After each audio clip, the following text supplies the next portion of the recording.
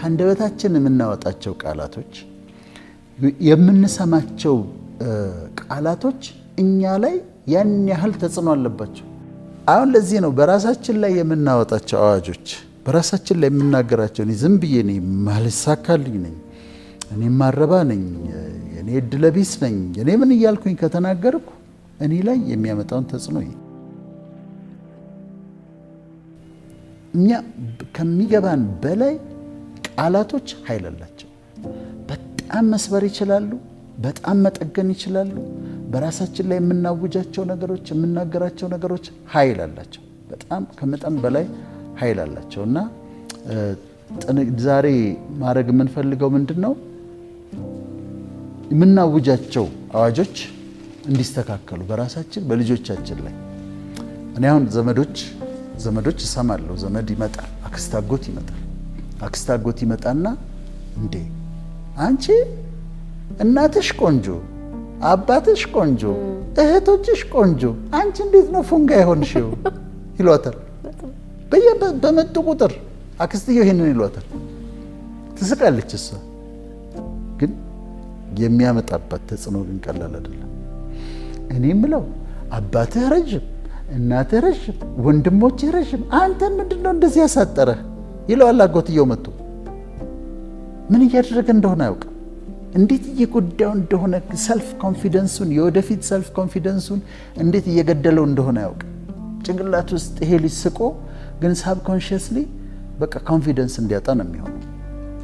በልጆች ብቻ አይደለም፣ ትዳር ጓደኞች። እኔ የማውቀውን ነገር ልንገርሽ፣ በደንብ ማውቃቸው ቤተሰቦች ናቸው። እና ሲጣሉ ሁል ጊዜ ሚስት ምን ትለዋለች? አንተ አእምሮህ ጤነኛ አይደለም ትለዋለች። በተጣሉ ቁጥር ነው የምትለው። አእምሮ እኔ እኮ ነግሬሃለሁ፣ አንተ እኮ እብድ ነህ፣ አእምሮህ ጤነኛ አይደለም። ደጋግማ ነው የምትለው። አንተ እብድ ነህ፣ አእምሮህ ጤና አይደለም፣ ነግሬሃለሁ እኔ። ጠንክራ ነው ደግሞ የምትለው። በኋላ ምን ሆነ? አእምሮን ታመመ። ባልየው አእምሮን ታመመ። አማኑኤል ገባ። ሺ ቶልድ ሂም ደጋግማ ነው የነገረችው። አንተ እብድ ነህ ብላ፣ አንተ አእምሮ በሽተኛ ነህ እያለ ደጋግማ ነግረዋለች። ታመመ ሰውዬው። አክቹዋሊ ቆይቶ ሞተ ራሱ። ቃላት ይገላሉ። ቃላት የአእምሮ በሽታ ያመጣሉ። ቃላት እስከ ሞት ድረስ ያደርሳሉ። እኔ ይሄንን ስቶሪ በደንብ ነው የማውቀው፣ ምክንያቱም ልጁን አውቀዋለሁ። ልጁን በደንብ አውቀው ነበር እና ሲታመም ሁሉ አገኘው ምናምን ብለውኝ ውጭ ነበርኩኝ ላገኘው አልቻልኩም። ግን ደጋግማ ነግራው ነው። ሚስቱ ወፍራ እንግዲህ ልጆች ወልዳ ነው የወፈረችው አይደል? የራሱ ልጆች እኮ በማህፀኗ ተሸክማ ነው የወለደች። ኧረ እባክሽ አንቺ ቀንሺ ይላታል ደጋግሞ። ኧረ እባክሽ ቀንሺ፣ ደም ብዛት ነው የሚይዝሽ፣ ስኳር ነው የሚይዝሽ ይላታል። በየጊዜው ቀልድም እየመሰለው መጫወታም እየመሰለው አንቺ በጣም ወፍረሻል እኮ፣ ኧረ ቀንሺ እባክሽ፣ በቃ ደም ብዛት ነው አንቺንም የሚይዝሽ፣ ስኳር ነው የሚይዝሽ ይላታል። ከተወሰነ ዓመት በኋላ ደም ብዛት አላት፣ ስኳር አላት። ባሏ የሚናገረው ነው። ደጋግሞ የነገራት ነው። ኃይል አለው። አንድ ልጅ እኔ የማውቀው ሌላ ሰው አንድ ጊዜ የኮሌጅ ተማሪ ሆኖ አንዲት ልጅን ለፍቅር ጥያቄ ጠየቃት። ከዛ አንደኛ በጣም አዋረደችው። ከዛ ከጓደኞቿ ጋር ከሴቶች ጋር ሆነው ደግሞ በጣም ሳቁበት። መልካም ደስ የሚል ሰው ነው። ሳቁበት፣ አሾፉበት፣ ተናገሩት። አንተ እኮ እንዲህ ነህ አሉት ምናምን። ሰውየው አሁን 65 ዓመቱ ነው። ሚስት አላገባም። ሴት ለፍቅር ጥያቄ መጠየቅ ሞቱ ነው፣ ጭንቀቱ ነው። ምንድነው የሆነው? እዛ ጋር ዩኒቨርሲቲ መጀመሪያ ተማሪ ሆኖ የሞከራት ሴት የፍቅር ጥያቄ ያቀረበችለት ሴት የተናገረችው ቃላቶች፣ ከዛ ባገኙት ቁጥር ደግሞ በግሩፕ ሆነው ሴቶቹ እሱን የተናገሩት ቃል አድርጎበት አሁን ሴትን ለፍቅር ጓደኝነት ለመጠየቅ አይችልም። 65 ዓመት ምናምን ሆኖታል። አላገባም። አለማግባቱን ታዩ እንደው እጮኛም ኖሮትም አያውቅ። ስለዚህ ይሄን ያህል ኃይል ካለው ቃላት ይሄን ያህል ኃይል ካላቸው እንዴት መጠንቀቅ አለብን? ሰዎችን እንዳንጎዳ፣ ከዛ ደግሞ እኛም ደግሞ እንዳንጎዳ። ሰዎች አንዳንድ ነገር በሚነግሩበት ጊዜ እሰብረዋለሁ። አንዳንድ ነገር ሲናገሩ አሟርታ ያውቃሉ ሰዎች እኔ ላይ። አይ በቃ በቃ እሱ እንትን ብሏል እንደዚህ ነው ምናምን እግዚአብሔር ይቀጣዋል ብለው ያውቃሉ። ዝም ብሎ እንደዚህ መንፈሳዊ አካባቢ። ከዛ እኔ ደግሞ ያንን ገለብጠዋለሁ። ምን ይሆኝ ነው ሰብረዋለሁ።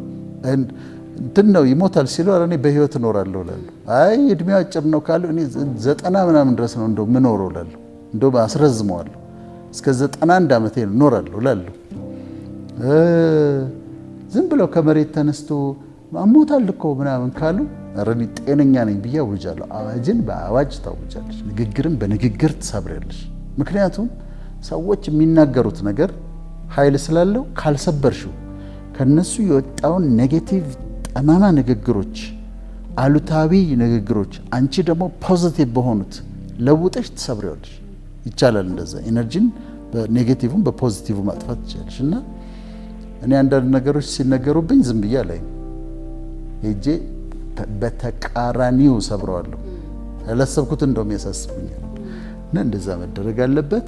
በተለይ ለወላጆች ማውራት አለብን። ልጆቻችሁ ላይ ማይሆን ነገር አትረባም፣ አትረቢም፣ አትጠቅሚም፣ እንደዚህ ነሽ፣ ዘመድ እየመጣ አንቺ ፉንጋ ነሽ፣ ባሪቾ ቅጽል ስም ማውጣት፣ ታላላቅ ወንድሞች ታናሽ ወንድማቸውን በማይገባ ቃላት በብሽሽቅ ምን ያህል እየገደሏቸው እንደሆነ ያውቁ። ስለዚህ እሱን በጣም ማሳሰብ እንፈልጋለን። አንተ ስተሃል ሲለኝ እኔ ቀጥታው መንገድ ላይ እየሄድኩ ነው እላለሁ። አንተ እንዲህ ነው እያጠፋህ ነው ሲለኝ እያለማሁ ነው እላለሁ። ማፍረስ አለብሽ ባጭሩ ያስቀርሽ ካለ ኧረ እኔ መንገዴ ረዥም ነው በጣም ረዥም ነው ብለሽ ትያለሽ። እና ማፍረስ ጥሩነቱ ማፍረስ ይቻላል። እና ያንን ማድረግ ስለ በቃላት እንጠቀማለን። ለምሳሌ ጓደኛሞች ይገናኛሉ ወንዶች ከ10 ዓመት ምናምን በኋላ ነው የተገናኙት። አንተ እንዴት አረጀ ይለዋል። በስመ አብ ሽበት እንዴት ነው ያረጀው ይለዋል። እንደዚህ አይባልም። ጓደኛሽ እንደዚህ አትዩ። ሌላው ደግሞ አንተ ደግሞ ተመልጠ የለም እንዴ ምንድነው እንደዚህ ሆንከው? ምን ነው ውድቅድቅ አልክ እንዴ ምንድነው እሱ እንደ ውልቅልቅ ብለሃል እኮ ይሉታል። እንደዚህ ግን አይባልም። ጓደኛሽን ትጎጂዋለሽ። እንደዚህ አይባልም። ሰዎች እንደዛ ይላሉ። ከዛ በላይ ደግሞ የሚያሳዝነኝ ሴቶቹን ወይ እንዴት ወፈርሽ እንደዚህ በስመ አብ ምን አከልሽ ይሏታል። ወልዳ እኮ የተነሳች ሊሆን ይችላል። እንደዚህ አይባልም። ይሄ በጣም ነው የሚጎዳት። ጓደኛሞች ተገናኝተው እንዴት እንደዚህ ወፈርሽ ምንድን ነው ያከልሽው እንዴ እኔ እኮ እሷ ነች ወይስ አይደለችም ብዬ ደንግጬ ብለው ይሏታል። ወልዳ ተነስታ ሊሆን ይችላል። መክሳት ፈልጋም ቢብሏት ሊሆን ይችላል። ይሄንን ስትይ ግን በጣም ከባድ ነው። ትጎዳታለች ጓደኛዋን። ነጮቹን ነጭ ሴቶችን ወፈርሽ ከምትያት ብትመቻት ይሻላታል። ስድብ ነው። ወፈርሽ ማለት ለነጮቹ ስድብ ነው፣ ደንበኛ ስድብ ነው። እና እዚህ ጋር መስተካከል አለበት። አሁን ጓደኛ ሲገናኙ አንተ ምን ነው ውልቅልቅ አልክ እንደው አረጀ እንደው እንዴት እንደዚህ እንደው በቃ ሸብተህ ጸጉር ተመልጦ እንደዚህ ማለት ይጎዳል፣ ጥሩ አይደለም። ሴቷንም ልክ እንደዚሁ ወፈርሽ ምን አከልሽ እኔማ ሌላ ሰው መስለሽኝ። እኔ አንድ ማውቃት ልጅ ወልዳ ተነስታለች። ከዛ መንገድ ላይ አንዱ አገኛት። ከዛ አውቋታል እኮ። ከዛ እያየችው እንደዚህ ይዞራታል። ይዞረ አንቺ ነሽ ይላታል። ከዛ በዛ ጋር ይመጣና አንቺ ነሽ ግን ይላታል። ምንድነው ያከልሽው ምንድነው ያከልሽው እንዴ አንቺ ነሽ ወልዳ ነው የተነሳችው። ከዛ መታ ነገረች። እና እንደዛ አይደረግም። እኛ ህዝባችን ይሄን ማወቅ አለበት። አይደረግም። እንደዛ አይነት ኮሜንት አትሰጭም። ወፍራ ብታያት እንኳን በቃ ዝንብ ነው የምትይው። አምሮብሻል ምናምን ብለሽ ማለፍ ነው እንጂ ወፈርሽ እንደዚህ አረጀ እንደዚህ ሆንክ ማለት በጣም ትክክል አይደለም። እና ይሄን ማስተካከል አለብን። እና የምንነግራቸው ነገር በጣም ኢምፖርታንት። እኔ አሁን ልጆቼን ልንገርሽ፣ ልጆቼን አንቺ ሄደሽ ነው አንድ ሰው ሄዶ አንቺ ግን ብዙ አታምሪም ቢሏቸው አይሰማቸውም። በፍጹም አይሰማቸው። ለምን? እኔ በየቀኑ እንደሚያምሩ ነግሬያቸዋለሁ።